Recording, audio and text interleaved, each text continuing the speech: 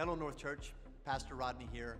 I am so excited about this week number 2 of Lost and Found. At North Church, we place a high value on people coming to know Jesus as Lord and Savior and also discipling them.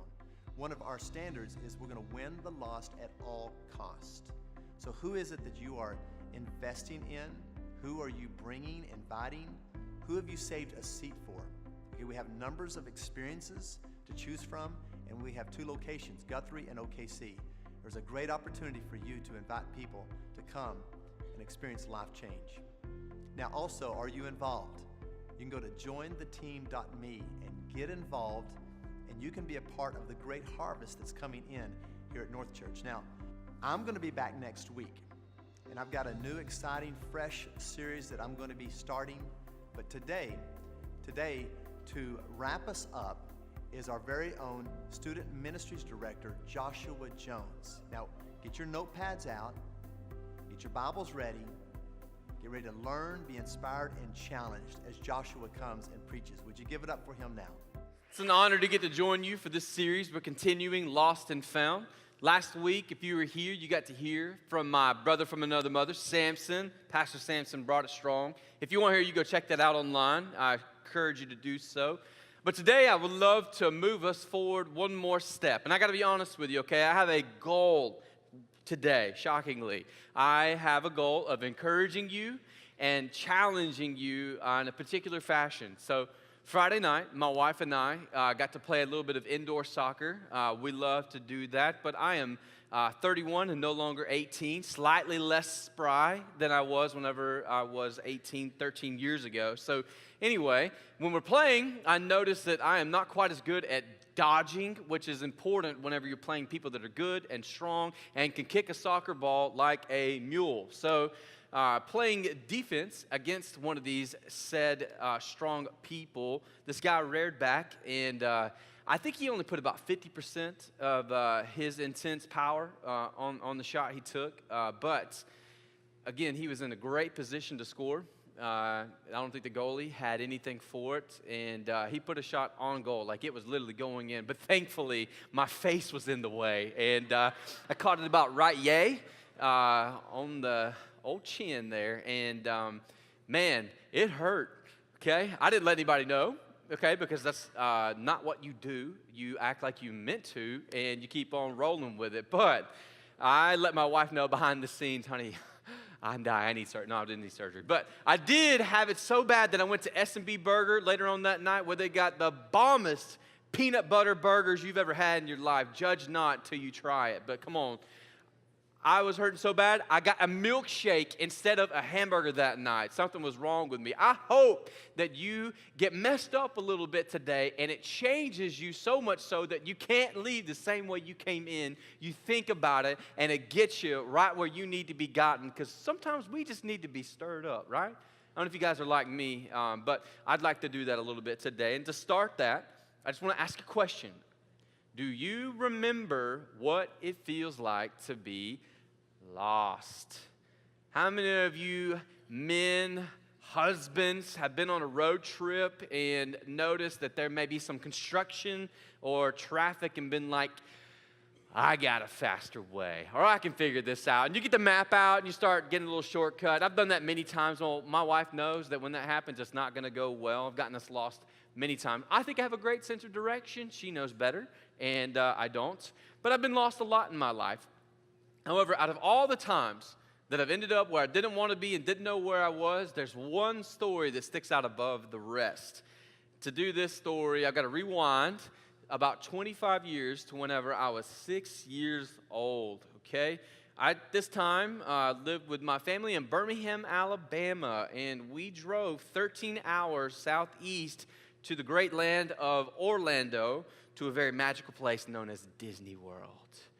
Come on, whenever you're 6 years old and you've been crammed in a car with your gigantic family and you have to reach back in the rear window to get a breath of fresh air for 13 hours like that, and then you see Disney World, you are officially out of proportionally lit, okay? Young people know what I'm saying. I was out of control in this moment. And so we get inside the park finally after 10 minutes of waiting in line, felt like an eternity.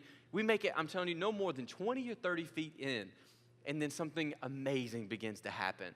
All this music starts playing, and then a parade starts. Y'all, I've been to Disney World like 5 times, okay? Yes, I'm bragging about that. I've only seen the parade one time, and it was this one, okay? I see Mickey Mouse go by. I see Minnie Mouse, and my family, we're just kind of walking hand in hand, and all of that changed whenever my main man, Goofy, came out. Come on, the showstopper. Goofy, the best out of all the Disney characters. He came out, and my 6-year-old brain was just hooked. Like, I just had this huge smile on my face. I couldn't think about what was happening.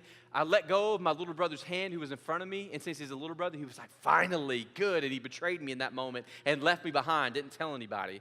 So here I am, stuck in this parade with people all around me, just staring at Goofy, totally entranced, and then I finally snap out of it, and I look around me on all sides, and all I see are a bunch of unfamiliar backs that are twice as tall as me because I'm like, yay, and I'm in the middle of a place I've never been before, and y'all, I panicked.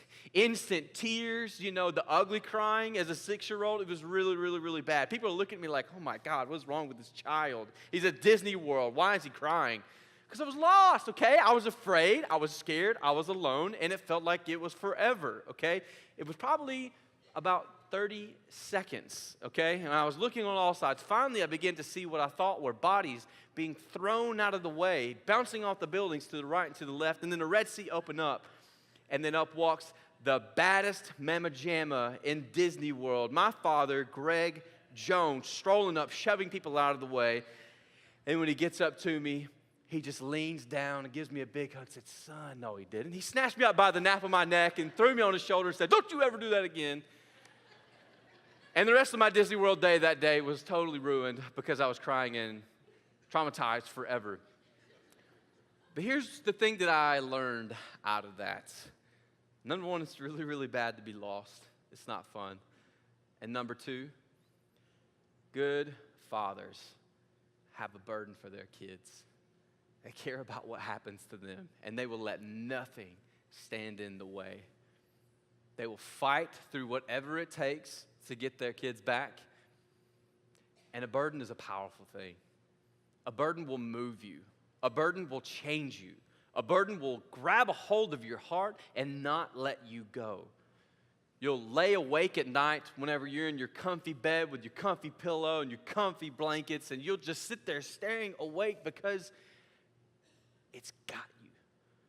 When I speak of a burden, especially a burden for the lost like we're talking about right now, I want to talk about a weight that sits on your heart, a weight and a responsibility to care for the people around you, specifically those you know are far from God, who don't know that they were created for a purpose, who don't have His loving favor on their lives, who are literally out there on their own as spiritual orphans, forgotten or left behind. A burden is a powerful thing. A burden moves us so much so that maybe we end up like Jesus. When Jesus showed and displayed the burden He had for God's lost children, it says this many times that He just wept whenever He would think about God's lost children, the ones who don't know the Father. It wasn't like just a single tear. He literally just floodgates open. He cared. Now, the opposite side of that, of having a burden, of caring, of wondering what's going on with someone would be apathy, right? Apathy being that we don't care. Here's the thing, though, is apathy has a strange way of being very, very subtle, okay? You don't just wind up all the time. Sometimes maybe where you just say, I'm so angry, I don't even care right now. Okay, maybe that does happen to some of you. For me, though, apathy truly becomes a comfortable distraction. We're just so busy with other good things that we miss out on the God things that are all around us. We've got all these things, and we just don't have time to help that person who we know doesn't know God, that's going through a divorce or that's going through the worst imaginable situation. We just have so many other things to do, right? We're just distracted. And we're, at the end of the day, okay with it. We've kind of settled it. We've kind of allowed that to kind of get in our hearts, and we're apathetic about the lost around us. And I've got a picture I want to paint for what this actually looks like. I want to introduce you to my friend, the dog, Humphrey. This is a picture of Humphrey here, and Humphrey's a cool guy, got a great hat, drinking coffee. We're already friends, plus he's a dog. But Humphrey's house is on fire, and that's really bad. There's smoke billowing above his head. Humphrey's just chilling though, right? He's still drinking coffee. This is what he has to say about the situation. He simply says, this is fine, right? This is fine. My house is burning down. This is fine. It's basically showing apathy, that we are comfortably distracted in the midst of a terrible situation, right? Because I heard this a couple of years ago. It really, really shook me up in my apathetic state towards lost people all around. I heard this, that if you took the billions of people on planet Earth that don't know God, that don't know who Jesus truly is, that might have heard about him, that might have heard about the rules of Christianity and the laws and the legalism and all that stuff, but they don't know about the grace of God. If you took all of those people and you had them hold hands side by side, you don't even have to stretch them wide. You just hold hands comfortably like this. And you started here at North Church, and you wrapped them around like an equator-like line around the world. They would start here in the parking lot, make it all the way around the globe at its widest point, and make it back here 37 times. Now, that's not an all-time number. That's a right now number. And here's the thing about that.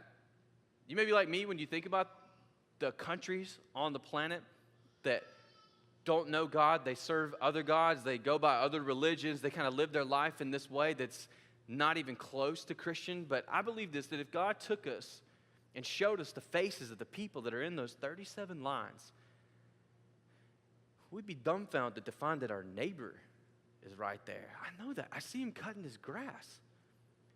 There's my coworker. There's my son's third grade teacher. We would begin to recognize and see that these aren't people in some far away, distant, out of mind, out of sight place. They would be people that we know. And I hope that God would be able to do something in our hearts and in our lives to be able to change that for them. To go from being apathetic about it to carrying a burden that leaves us broken, feeling that pain that they go through. Now, Jesus gave us plenty of examples about how we can be effective in this way. And I want to highlight a particular book in Scripture and a particular chapter within this book that's known as the chapter of lost things. This comes from Luke 15.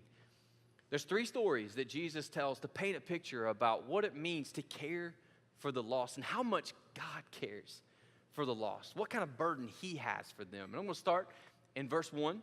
You can follow along with me in Luke 15. Verse 1, this first sentence is so profound and encouraging. It says this, that tax collectors, which were the lowest of the low, and other notorious sinners often came to listen to Jesus teach. That's powerful right there to know this, that people that are far from God, walking in darkness, are still drawn to the light. Because at the core of every human, no matter where we've been or what we've done, we see the truth whenever Jesus is lifted up, and it's undeniable. But here's what happens, though, whenever we get this wrong and we're dealing with apathy towards them. It says this, that the Pharisees and teachers of religious law complained that he was associating with such people. Got upset about it, even eating with them. How dare he? So Jesus told them this story. He said, if a man has 100 sheep and one of them gets lost, what will he do? Won't he leave the 99 others in the wilderness and go to search for the one that is lost until he finds it? And when he has found it, he will joyfully carry it home on his shoulders. When he arrives, he will call together his friends and neighbors, saying, rejoice with me because I have found my lost sheep.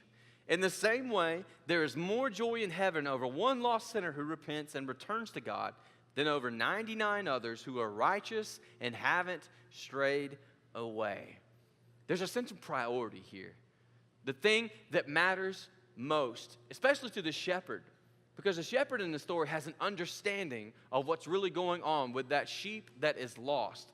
The principle is this, that the lost are in peril. The lost are in danger. There's trouble lurking on all sides, and without the shepherd there to protect them or in the rest of the flock to guard them, they're defenseless against anything that can come their way.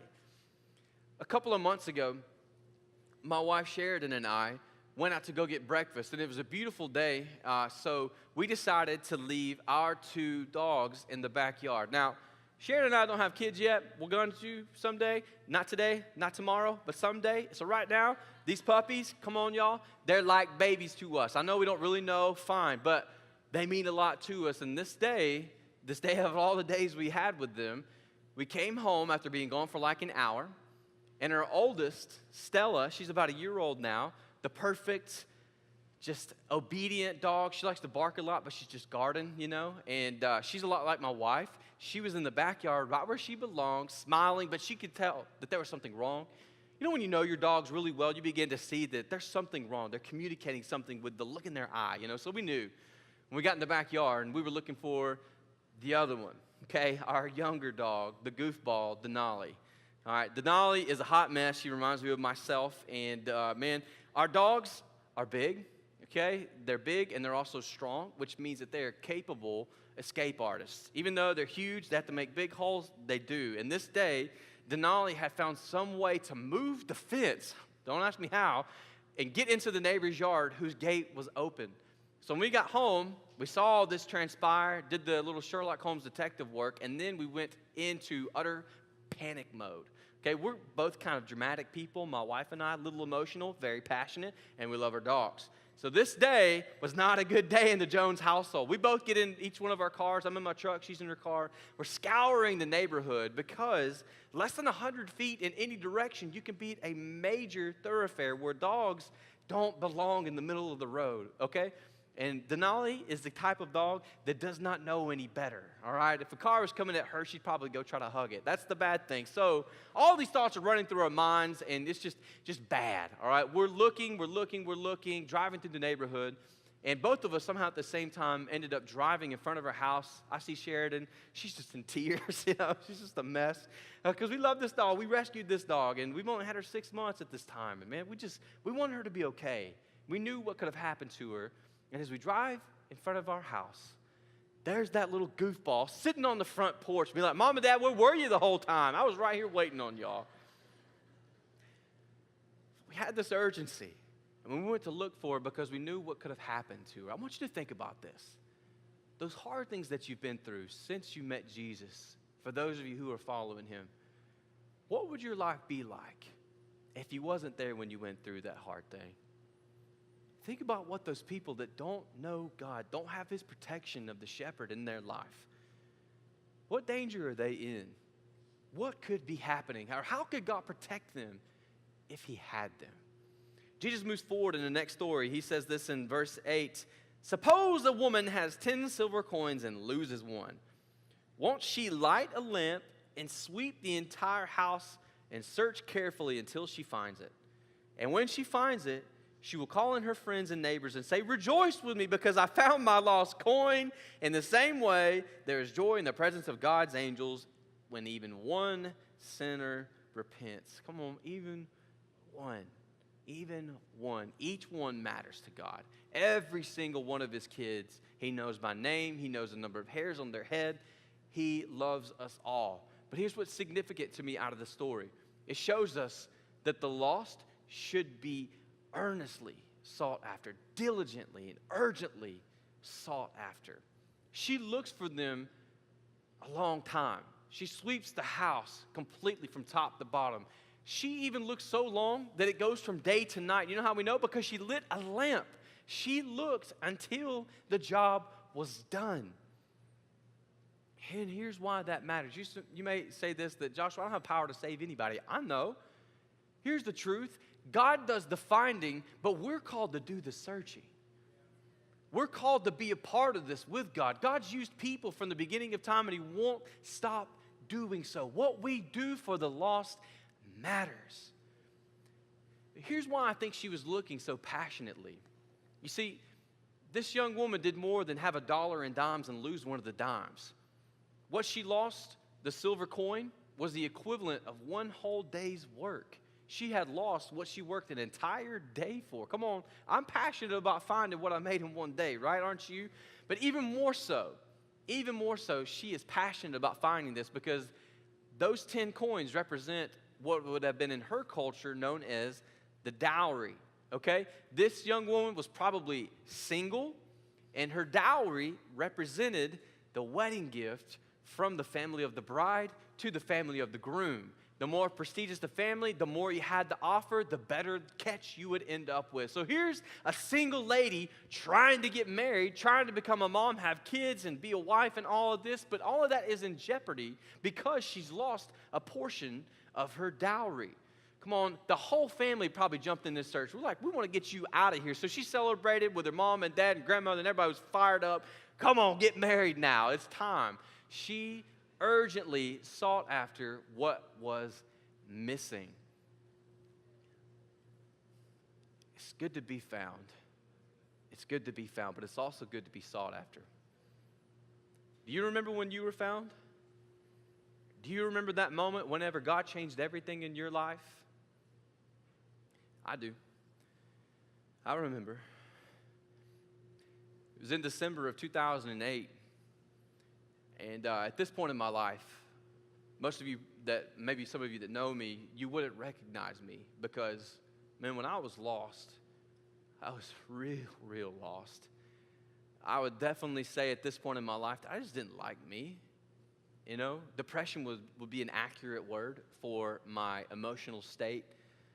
No direction, hopeless about how to get out of the situations that I had put myself in, angry at myself because I knew it was my fault. And I remember driving in the Honda Civic that I used to own in the middle of the backwoods town in Alabama that I grew up in, and I'm so messed up that the radio isn't even on, okay? You know, if you get in my car, usually there's music playing. This night, I was just done. No sounds. And it was in the midst of that low point, that dark moment, that the voice of God reached out to me. And it wasn't audibly, it wasn't like out loud. It was to my heart, though, in a language that I knew well, that I could understand. And he simply said this. He said, son, if you're ready, if you'll let go of control, I'll take it from here. And God found me that night.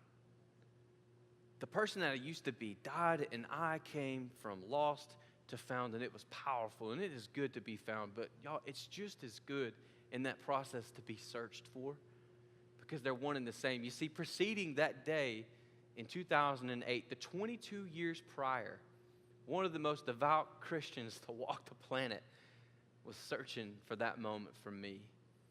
My Nana has been praying for me since the day I was born. And let me tell you, I put her through some dark days in her prayer and belief in me getting found. Whenever I was 14 years old, she sat me down at the dinner table and looked me in the eye and said, Joshua, someday God's going to use you to share his word, but you got to give him control. It took me 10 years to finally come to a point to where I was willing to relinquish that. And she chose to still believe in me and talk to me about the Lord. Do you know what it feels like? Maybe some of you do, to have someone that knows you and loves you and cares for you, look you in the eye and ask you the question, do you know Jesus as your Lord and Savior? I do. She did that for me. And even though much of the time when she was praying for me, I spent more time in bars than I did in churches, Nana did not give up. Nana searched and prayed and cried and loved me until God found me. And guess what? You needed it too. You did. We do. We all need that. We all have needed that. The lost around you are no different than you. The lost around me are no worse than me. They're just desperate sinners in need of someone who cares enough to search for them, to pray for them, to invite them to church, to show them Jesus. The Apostle Paul puts it this way in Philippians chapter 2. He says, go out into the world uncorrupted, a breath of fresh air in the squalid and polluted society. Provide people with a glimpse of good living and of the living God. Carry the light-giving message into the night, so I'll have good cause to be proud of you on the day that Christ returns. Into the night, when it doesn't make sense, when it's hard, when there's a cost associated with being available for the people who are hurting around you. Into the night, carry the life-giving message of the gospel. Now, there's one more story in this chapter that I want to share with you, but instead of telling you, I want to show you today. So, if you would, enjoy this.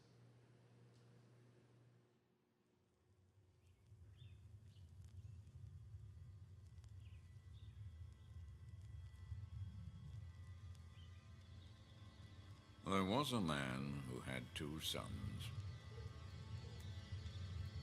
The younger one said to his father, "Father, give me my share of the estate." So he divided his property between them.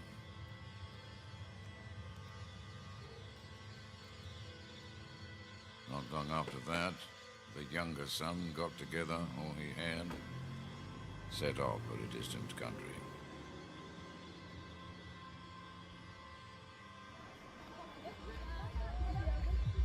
There squandered his wealth in wild living.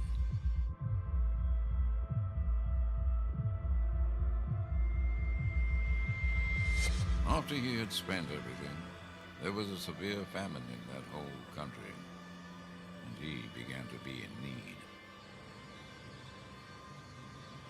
So he went and hired himself out to a citizen of that country, who sent him to his fields to feed pigs.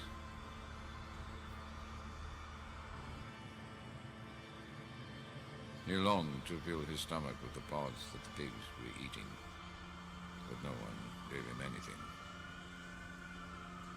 When he came to his senses, he said, "How many of my father's hired servants have food to spare, and here I am, starving to death."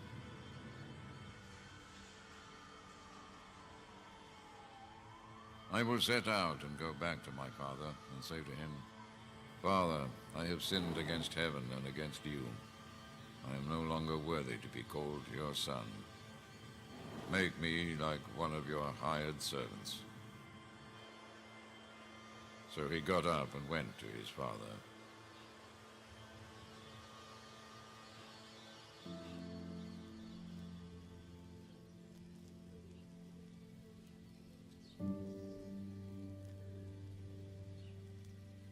But while he was still a long way off, his father saw him and was filled with compassion for him. He ran to his son, threw his arms around him, and kissed him. The son said to him, "Father, I have sinned against heaven and against you. I am no longer worthy to be called your son." But the father said to his servants, "Quick, bring the best robe and put it on him. Put a ring on his finger and sandals on his feet. Bring the fattened calf and kill it. Let's have a feast and celebrate. For this son of mine was dead and is alive again. He was lost and is found." So they began to celebrate. Meanwhile, the older son was in the field. When he came near the house, he heard music and dancing. So he called one of the servants and asked him what was going on. "Your brother has come," he replied. "Your father has killed the fattened calf because he has him back safe and sound." The older brother became angry and refused to go in. So his father went out and pleaded with him. But he answered his father, "Look, all these years I've been slaving for you and never disobeyed your orders, yet you never gave me even a young goat so I could celebrate with my friends. But when this son of yours, who has squandered your property with prostitutes, comes home, you kill the fattened calf for him." "My son," the father said, "you are always with me, and everything I have is yours. But we had to celebrate and be glad, because this brother of yours was dead and is alive again. He was lost and is found."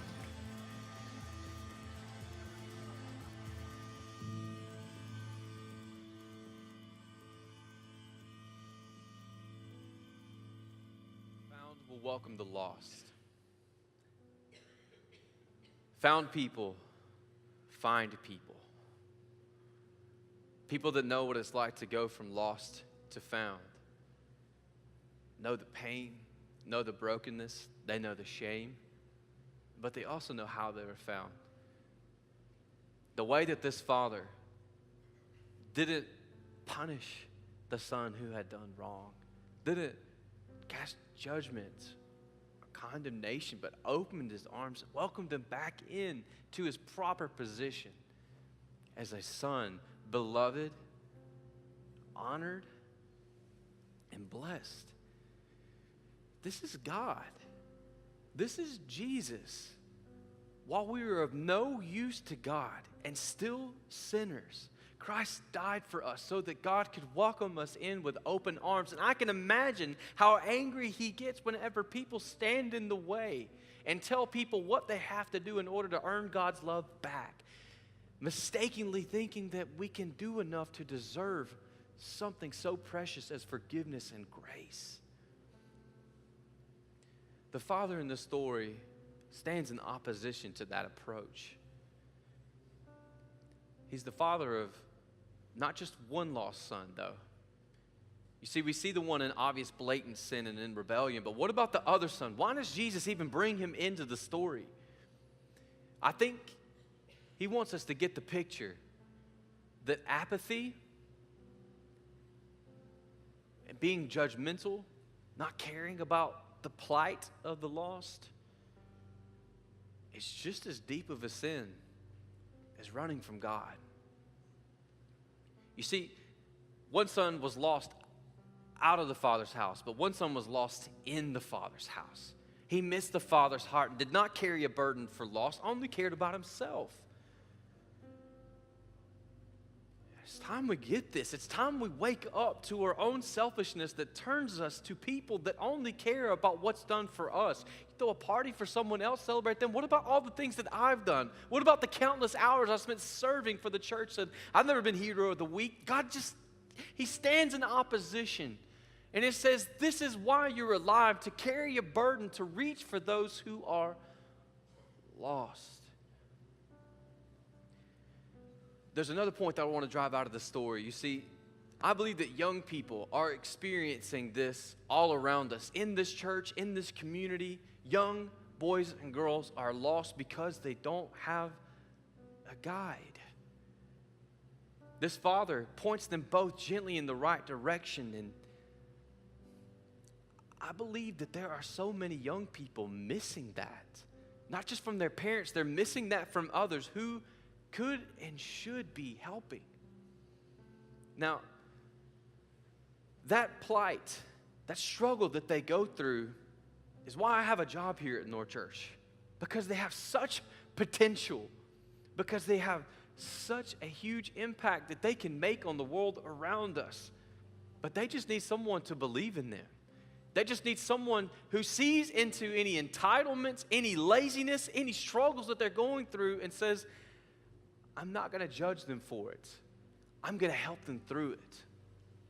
There are men and women who pour into young people every single week through our student ministry called Revolution, but the need is greater and the workers are few. If there's anything within you, men and women, that says, I believe I can make a difference, I've got a spot for you on my team. I'd love for you to join us as one generation looking into the one coming behind us and saying, I'm going to help you go from being lost to becoming found. It reminds me of another group of lost youngins. Y'all know the story of Peter Pan. There's some lost boys and girls running around out there. And just like Captain Hook's after them, there's a plan for their souls from evil. Not until we got the story from Hook where Peter Pan was a grown person did we see someone lead them against evil to fight because he said, I'm going to help. They're capable of doing great things. I want to show you a picture of what just a few of them did over their spring break. This is a photo of about 30 young people that started about 7:30 a.m.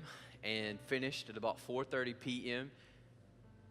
repairing and painting the house behind you. What you see is a finished product. Before then, it was just in tatters, but for absolutely free, they showed up and blessed this woman. They're capable of doing great things, just like all people who are far from God, living in sin are. God has called us to reach them. Proverbs 11:30 encourages us with this. The fruit of the righteous is a tree of life. He who is wise wins souls.